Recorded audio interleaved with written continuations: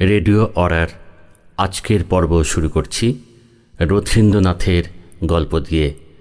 গল্প চার কন্যার সংসার। পাঠ করেছেন নবনীতা ব্যানার্জি।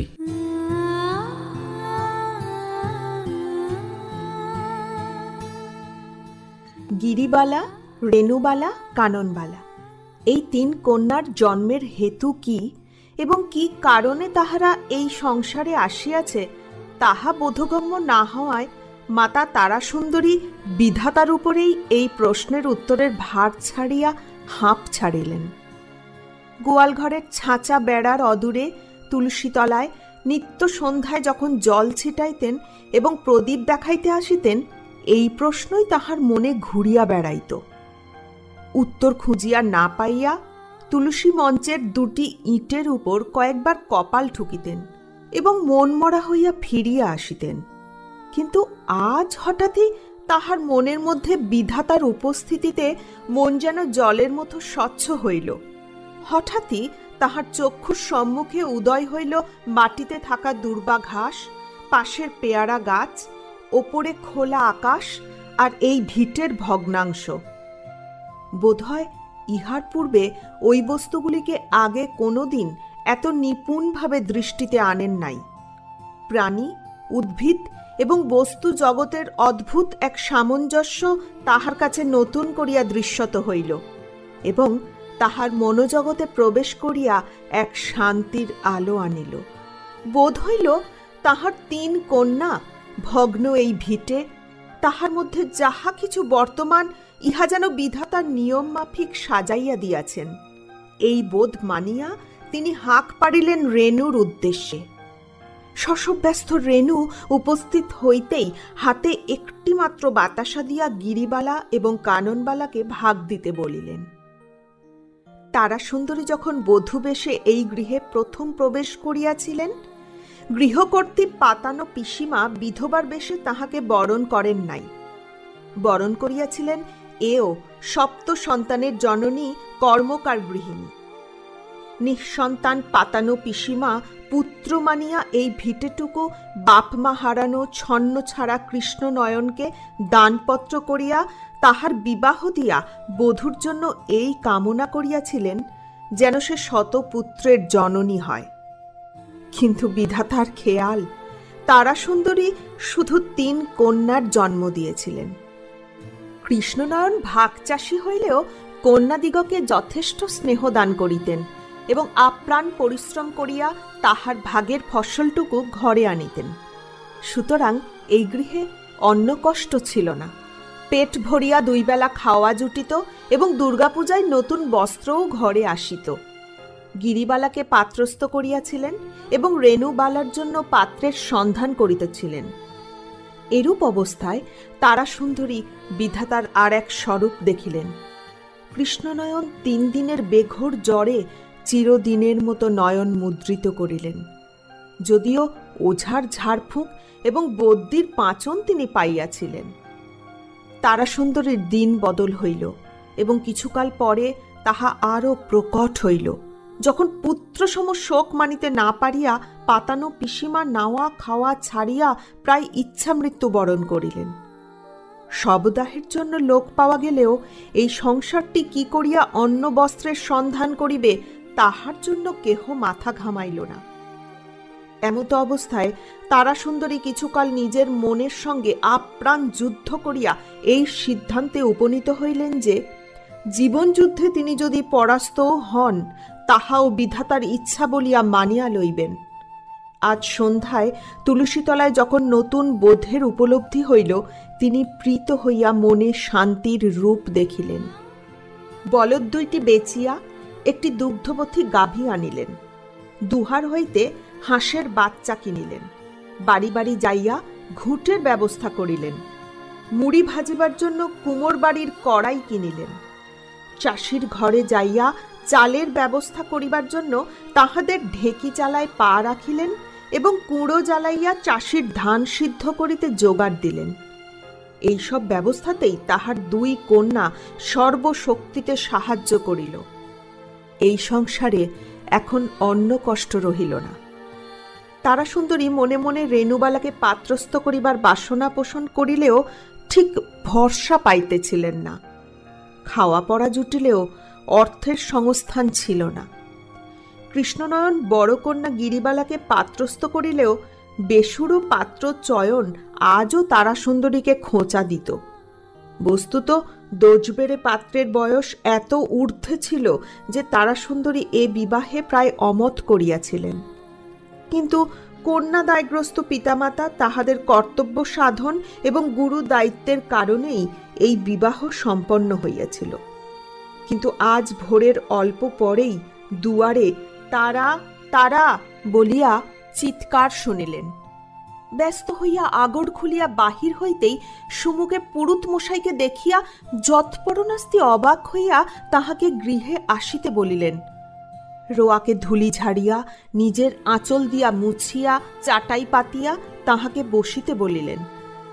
পুরুতমশাই সময় নষ্ট না করিয়া সরাসরি প্রস্তাব আনিলেন রেণুবালার বিবাহের এবং পাত্র হিসাবে কুমোরপুত্র গঙ্গাধরের নাম করিলেন।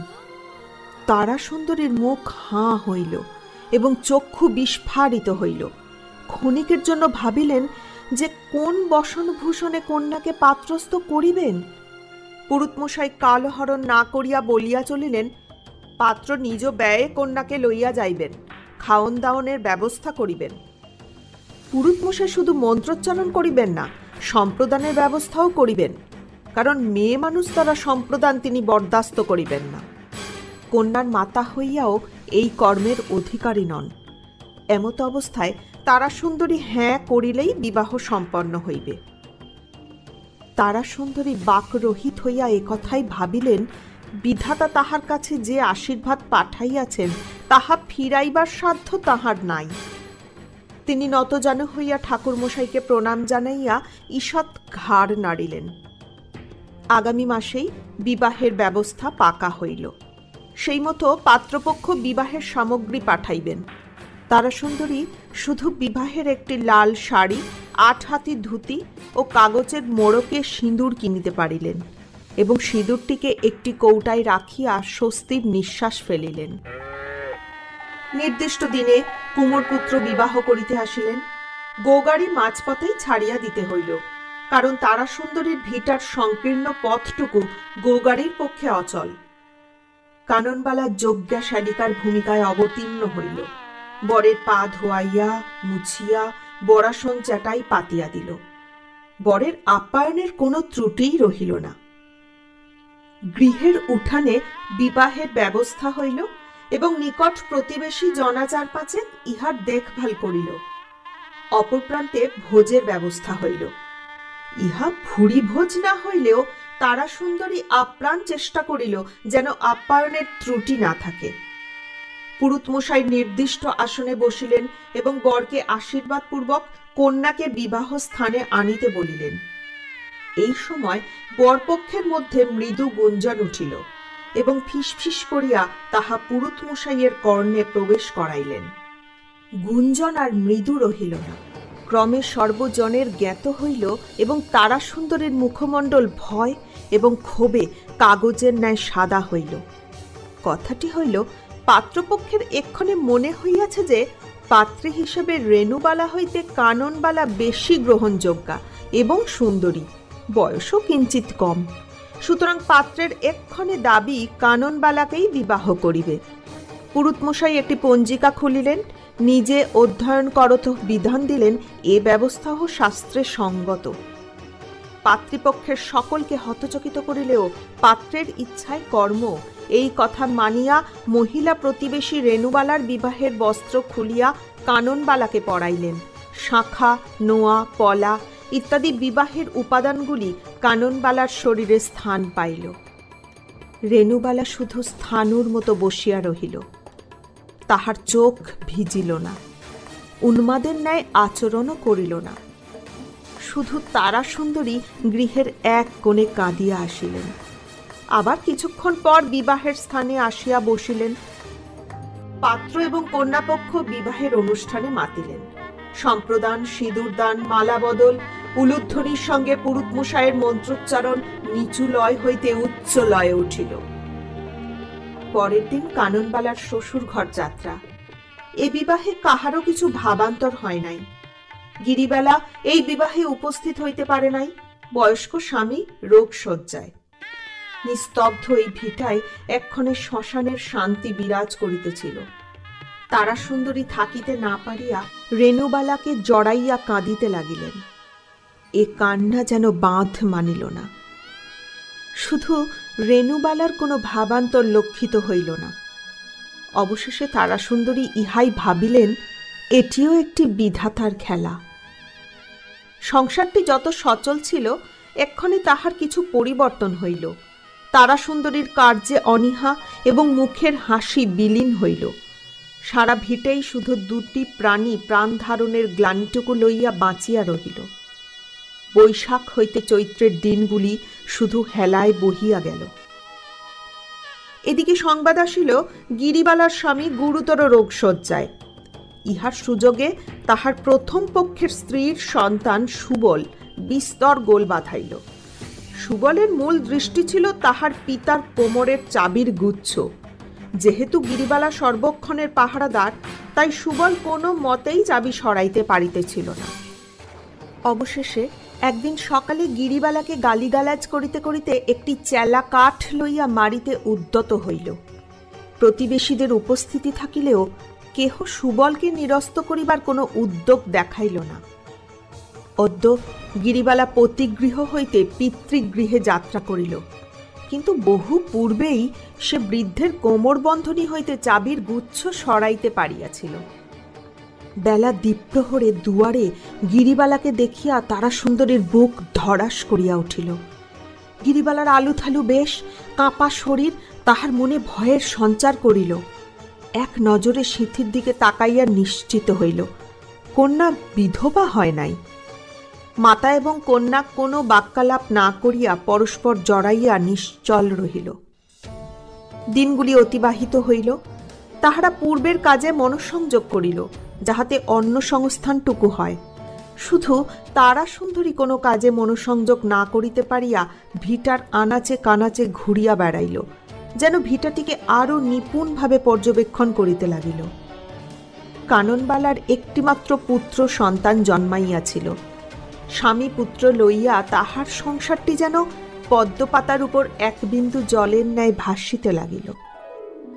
এক্ষণে স্বামী গঙ্গাধর পালের সংসারে মন নাই। সংসারে পুনঃ মনোনিবেশ করিবার জন্য সে কর্মকার কন্যাকে ঘরে আনিবার জন্য ব্যাকুল। তাহার জন্য যথেষ্ট কন্যাপণ দিতেও প্রস্তুত। কাননবালা সব দেখিত, বুঝিত, কিন্তু প্রতিবাদের ভাষা ছিল না।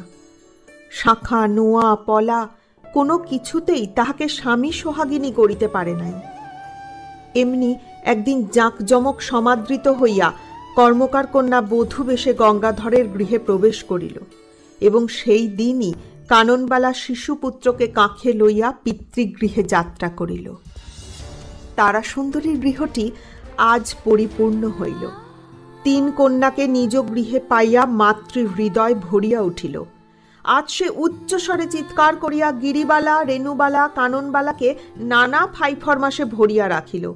মনে হইল যেন আপন ধন সে ফিরিয়া পাইয়াছে। গৃহটি আবার সচল হইল।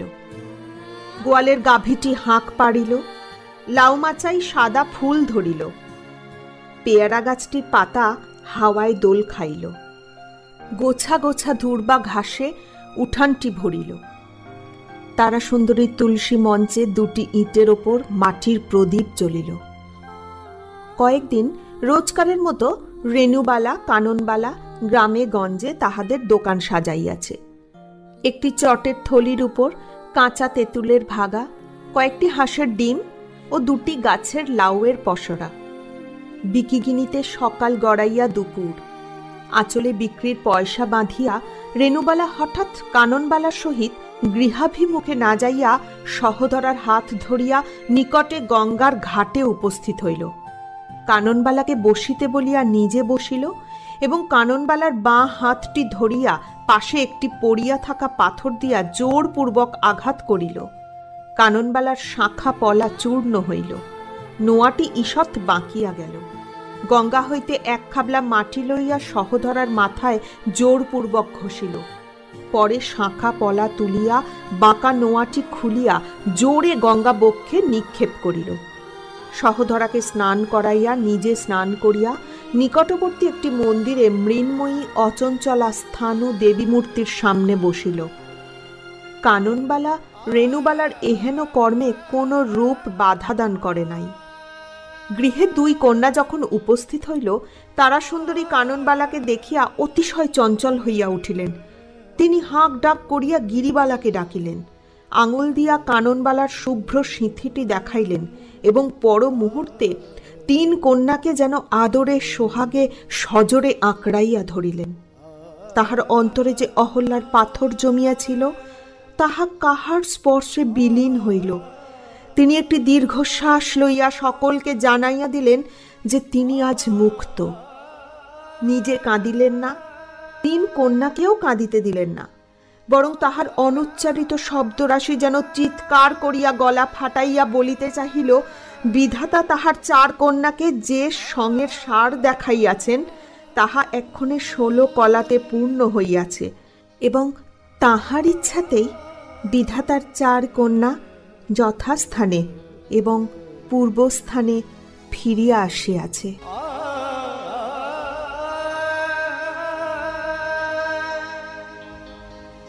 আজকের নাটক কুঁড়ি, কাহিনী সীমা জানা, নাট্যরূপ ও নির্দেশনা অরুণ সাধুখা, অভিনয় অরুণ সাধুখা, ভাস্কর ভট্টাচার্য ও নবনীতা ব্যানার্জি।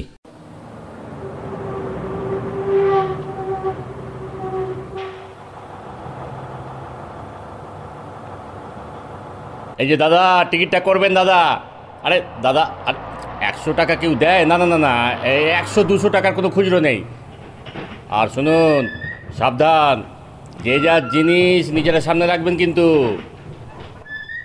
উফ, আর কত প্যাসেঞ্জার তুলবেন দাদা? সোজাভাবে নিজের পায়ে তো দাঁড়াতেই পারছি না। এই আপনাকে বলছি, হ্যাঁ হ্যাঁ হ্যাঁ, আপনাকে একটু সোজা হয়ে দাঁড়ান। গায়ে পড়ছেন কেন? আরে ভিড় বাসে ওঠেন কেন? প্রাইভেটে যাবেন, প্রাইভেটে, তাহলে আর ঠেলা ঠেলি খেতে হবে না। দাদা শুনুন না, আপনি নামবেন, আমি ওই সিটটাই বসবো। হ্যাঁ, অনেকক্ষণ ভিড়ের মধ্যে ঠেলা খাচ্ছি। এ কি? আরে রুমালটা সিটে ছুঁড়লেন কেন? আমি আপনার অনেক আগেই বাসে উঠেছি, এখনো সিট পাইনি। দেখুন না, ওই অসভ্য লোকটা কিভাবে গায়ের ওপর এসে পড়ছে। আমি আগে বসবো। না না, আমি ওই জানলার ধারে সিটটাতেই বসবো বলে অনেকক্ষণ আগে ওনাকে বলে রেখেছি। কি দাদা, তাই তো? হ্যাঁ শুনুন, আমরা এখানেই নামবো। আপনারা দুজনেই বসুন না এখানে। হ্যাঁ, বসতে পারেন, বসতে পারেন। এ কি, আপনি জানলার ধারে বসে পড়লেন যে? আমি ওখানে রুমাল রেখেছিলাম। রাখলেই বা, আপনি পাশেরটাই বসুন না, কে বারণ করেছে? এখানে অনেকেই তো নামছে, নিশ্চয়ই জানলার ধারে একটা সিট পাবো। কি হলো, বসুন। আরে না হলে তো অন্য কেউ বসে পড়বে। কোথাও খালি নেই, বসুন বসুন, এখানেই বসুন। একটু সরে বসুন তো, ব্যাগটা রাখতে দিন। এ কি, এইটুকু সিটে দুজনে, আবার মাঝখানে ব্যাগ রাখলেন কেন? গায়ে গা লাগিয়ে বেশ বসা যাবে, তাই না? না না না না, থাক থাক, অসুবিধে হবে না, থাক। উফ বাবা, এখন সবে 10টা 25, এখনো ঘন্টা দেড়েক। দিদিয়া বলেছিল বাসে উঠে ফোন করতে। এবার একটু ফাঁকা হয়েছে, ফোনটা করা যাক। এ কি, আরে ফোনটা সবকটা জেনে, আরে কোথাও তো ফোনটা নেই। আরে কি হলো, কি কি আতিপাতি করে খুঁজছেন? আমার ফোনটা পাচ্ছি না। ব্যাগে ঢুকিয়েছিলেন তো? মিথ্যে বলছি নাকি? না মানে বলছি, যদি বাড়িতেই ভুল করে ফেলে। এ কি, আরে ব্যাগটা যে আপনার কাটা। হ্যাঁ তাই তো, ওই যে ওই লোকটা গায়ে পড়ছিল, ওই নিশ্চয়ই ফোনটা ব্যাগ কেটে বের করে নিয়েছে। কি হলো, কি হলো দিদি, কি হলো? আমার নতুন ফোনটা না ব্যাগ কেটে বের করে নিয়েছে। আমি তো আপনাদের সাবধান করেছিলাম, ভিড় বাসে ওরা এই জন্যই ওঠে।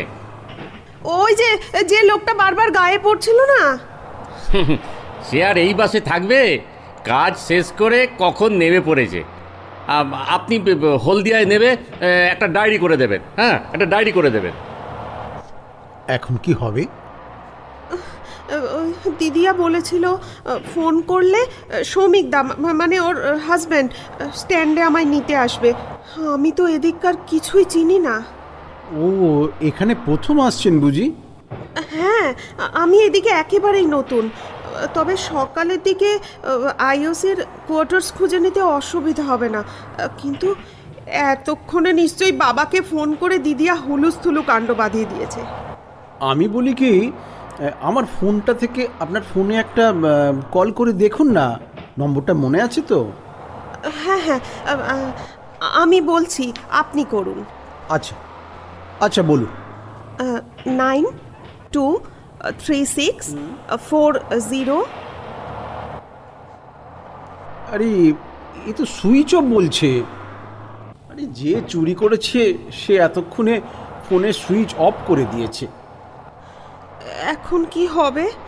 আপনি কত দূর যাবেন? আমি তো সেই লাস্ট স্টপ। আপনি? আমিও তাই।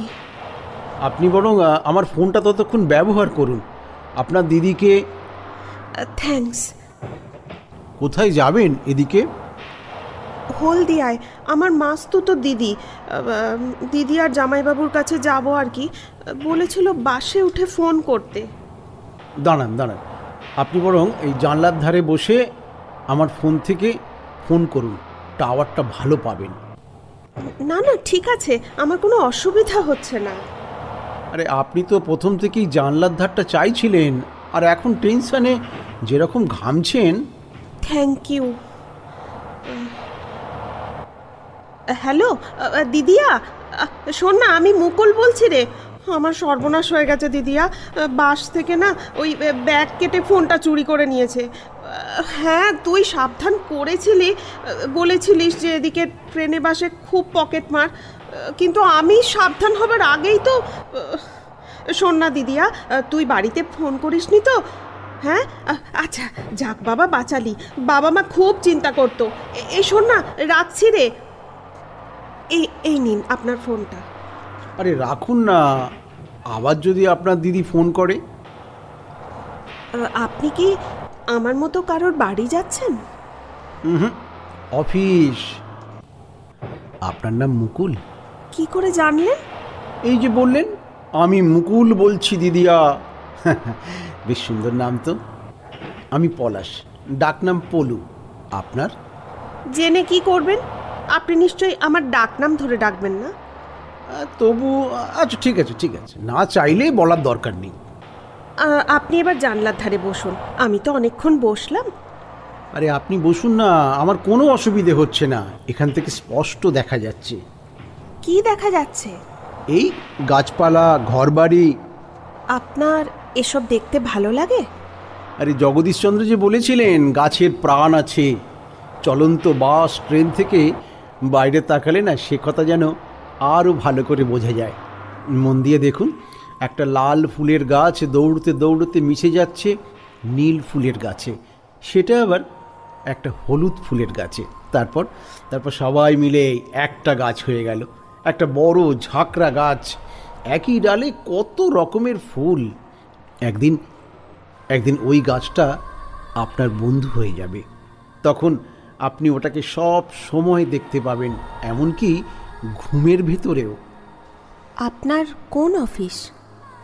ব্যাংক। ও, আমি ভেবেছিলাম বন দপ্তর। আপনার? এই সবে MA কমপ্লিট হলো। গানে বুঝি? আপনি কি করে জানলেন? এমনি মনে হলো। ফোনটা চুরি হলো, না হলে আপনাকে গান শোনাতাম, রেকর্ড করা ছিল। বাবা, চোরটা তাহলে সব দিক দিয়েই লাভ হলো বলুন। মানে সুন্দরী মহিলার ছবি, আবার তার সুন্দর গান। যা। আচ্ছা, আপনি কোনোদিন কিছু হারিয়েছেন? হারাইনি আবার। ছোটবেলায় রোজ স্কুলে পেন্সিল রবার ফেলে আসতাম, আর মা খুব মারতো। তারপর? আমাকে যতটা বোকা ভাবছেন আমি কিন্তু আসলে ততটা বোকা নই। কি রকম? আরে রোজ হারাতে হারাতে না নিজের ওপর নিজেরই রাগ হতো, বন্ধুরা খ্যাপাতো। হঠাৎ মনে হলো আমিও চুরি করব। সত্যি? তারপর? তারপর আর কি, সুযোগ পেলেই বন্ধুদের পেন্সিল রবার সব সরিয়ে ফেলতাম। ধরা পড়েননি? আরে ধরা কি আর পড়িনি, তবে মায়ের কাছে খুব মারও খেয়েছি মায়ের হাতে। আপনার কপাল দেখছি বেশ খারাপ, হারিয়েও মার জুটিয়েও মার। ও, আপনি এত হাসবেন জানলে আমি কিন্তু কিছুই বলতাম না। ক্লাসে কয়েকজনকে দেখবেন টিচাররা অন্যকে শাস্তি দিলে তাদের খুব মজা হয়, আপনি দেখছি অনেকটা সেই গোছের। ও বাবা, আচ্ছা বাবা, সরি সরি, খুব ভুল হয়ে গেছে, আর হাসবো না। কি করব বলুন, কন্ট্রোল হচ্ছে না যে। আচ্ছা, আপনি কখনো মার খাননি? সত্যি বলবেন কিন্তু। হ্যাঁ, একবার লাভ লেটার লিখতে গিয়ে। Love letter? তা কি হলো? আপনি যে চুপ করে গেলেন। আরে আমি তো মজা করছিলাম।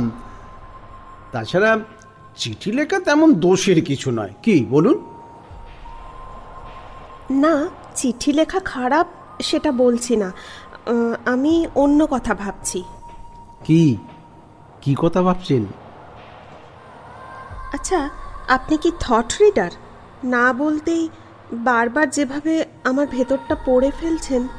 ও, তাই বলুন। দেখুন, আপনাকে দেখে বোঝা যায় আপনি বুদ্ধিমতী, স্বভাবও যথেষ্ট মিষ্টি। তাহলে আর কিসের জন্য মায়ের হাতে মার খাবেন বলুন? বন্ধুর দাদা, আমি তখন সবে 9 থেকে 10, দেখতে হেব্বি, পুরো আমির খান। আমি আবার বরাবর আমিরের ফ্যান, না বলি কি করে বলুন তো? আপনার আমিরের কপাল খুব ভালো বলতে হবে। কেন?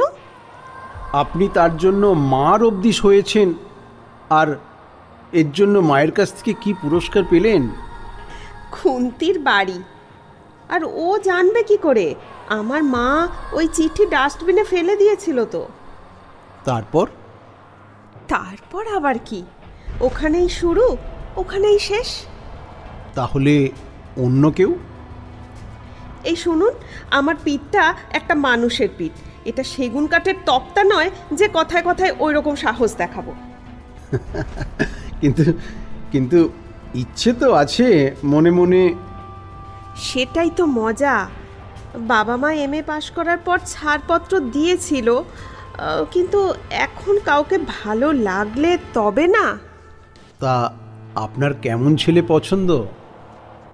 উফ, শুনুন, মেজো কাকু কিংবা ছোট পিসে মশাইয়ের মতো। আপনার স্বভাব মিষ্টি বলেছিলাম, ওটা না উইথড্র করে নিলাম। আসলে আপনি ভীষণ দুষ্টু। তাতে কি হয়েছে, মানুষটা তো একই। আচ্ছা, পথ আর কত বাকি? আর মাত্র 20-22 মিনিট বাকি। আপনি বিয়ে করেননি? না। কেন, ঠিকঠাক করা আছে নাকি? মাত্র 1 বছর হলো ব্যাংকের এই চাকরিটা পেয়েছি, ওসব ভাবার মতো সময় হয়ে ওঠেনি। আর কতক্ষণ বলুন তো? আর মিনিট 15 তো হবেই। এত তাড়াতাড়ি চলে এলাম, টেনশন হচ্ছিল কি করে একা এতটা রাস্তা যাব। ভাগ্যিস আপনি ছিলেন। একটা অনুরোধ করব, সৌমিকদা, মানে জামাইবাবু আসা পর্যন্ত একটু দাঁড়াবেন? আপনার কি খুব দেরি হয়ে যাবে? আপনি না বললেও আমি দাঁড়াতাম। চলুন, ওই যে আমরা গন্তব্যস্থলে পৌঁছে গেছি। আস্তে আস্তে আস্তে আপনি এগিয়ে চলুন, আমি আপনার লাগেজটা নিয়ে যাচ্ছি। ধন্যবাদ। এবার আপনি আপনার দিদিকে একটু ফোন করুন। এই নিন ধরুন। আর শুনুন, তাড়াতাড়ি একটা নতুন মোবাইল কিনবেন, বুঝলেন? না হলে সবাই চিন্তায় পড়ে যাবে। ওই তো সৌমিকদা, এই সৌমিকদা, আমরা এখানে। আরে হ্যাঁ হ্যাঁ হ্যাঁ, তোমায় দেখতে পেয়েছি। হ্যাঁ, নমস্কার। এনাকে তো ঠিক। কি মুকুল, তোমার বন্ধু নাকি?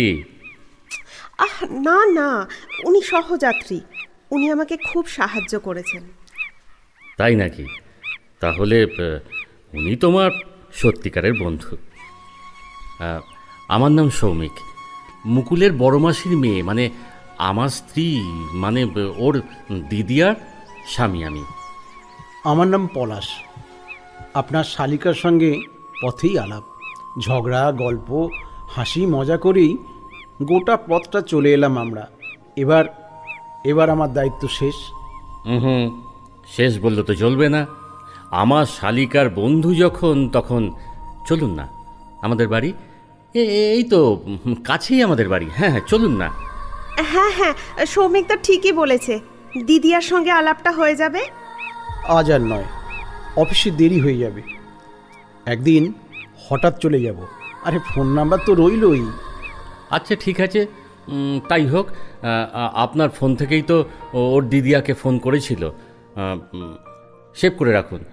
আপনার অফিসটা? ওই তো হলুদ বিল্ডিংটা। ওটাই আমার ব্যাংক। ঠিক আছে, আমরা তাহলে এগোই। এসো মুকুল, আমার বাইকটা আমি নিয়ে আসছি। ভালো থাকবেন পলাশবাবু। ক্ষণিকের বন্ধুকে পারলে মনে রাখবেন। আসি।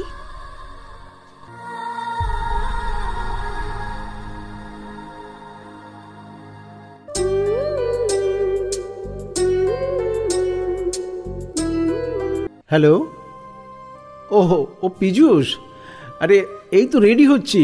তুই তো জানিস আমি একা একা থাকি। আরে রোববারটাই আমার একমাত্র দিন, ঘর পরিষ্কার, জামা কাপড় কাচা, বাজার দোকান। হ্যাঁ হ্যাঁ, শোন না, আরে সবাই তোর বাড়িতে এসে গেছে? পিনাকি, কমল, রমেশ, ওরা এসেছে? আচ্ছা আচ্ছা, মৃণাল আর শোভনজিৎ এখনও আসেনি? আচ্ছা ঠিক আছে, হ্যাঁ হ্যাঁ, আমি আসছি। আরে রবিবারের আড্ডা না হলে জমবে। আরে রাখছি রে। আবার কে ফোন করলো? আরে ফোন করছিস কেন? আরে রেডি হতে দে। হ্যালো, কি ব্যাপার, রবিবারের সকালে এত মেজাজ কেন? ও আপনি? সরি, আসলে বন্ধুরা খুব ডাকাডাকি করছে তো। নতুন মোবাইল কিনলাম কি না, খোঁজও তো নিলেন না একবারও। ও, এটা আপনার নতুন নম্বর? কেন, পুরনোটা কি জানতেন? জানতে চাইলে কি বলতেন নাকি আপনি? তবে মনে মনে আমিও আপনাকে খুঁজছিলাম। ফোন করলেন না কেন? দিদিয়ার নম্বরটা তো ছিলই। আসলে কেমন লজ্জা করছিল। দিদি, জামাইবাবু কি ভাববে। তাহলে খুঁজছিলেন কেন? আসলে সেদিনকার ঝগড়ার সময় না, আপনার সিটে রাখার রুমালটা আমি কখন আমার পকেটে ভরে নিয়েছিলাম। ওটা ফেরত দেবো কি করে সেটাই ভাবছি। বেশ, জানিয়ে দেব। আপনি আমার নাম্বারটা সেভ করে রাখুন। আচ্ছা, সেভ করলাম। কি নামে সেভ করলেন? কেন? মুকুল। ডাকনামেও করতে পারেন। আমার ডাকনাম কুঁড়ি। আরে ডাকনাম আমাকে কেন বলছেন? আপনি তো আর আমাকে ডাকনামে ডাকতে দেবেন না। ধরুন যদি দিই। তুমি কুঁড়ি বলে ডাকবো? এই রে, আমি না আপনাকে তুমি বলে ফেললাম। ঠিকই তো করেছ। আর এবার থেকে আর আপনি আজ্ঞে নয়। তাই তোমার এই কুঁড়ি নামটাই মুকুলের থেকেও কিন্তু মিষ্টি। ধ্যাত, যেটা ইচ্ছা সেই নামেই ডেকো। আর শোনো, প্রতিদিন ফোন করতে ভুলো না কিন্তু। হ্যাঁ, রাখছি।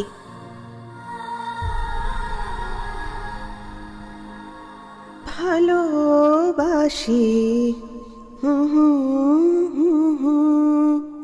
সেই সুরে লালা লালা জলে স্থলে বাজায় বাঁশি। রেডিও অরা। শুনতে থাকুন রেডিও অরার অনুষ্ঠান প্রতি শনিবার বিকেল ঠিক 5টায় আপনার প্রিয় রেডিও অরা ইউটিউব চ্যানেলে।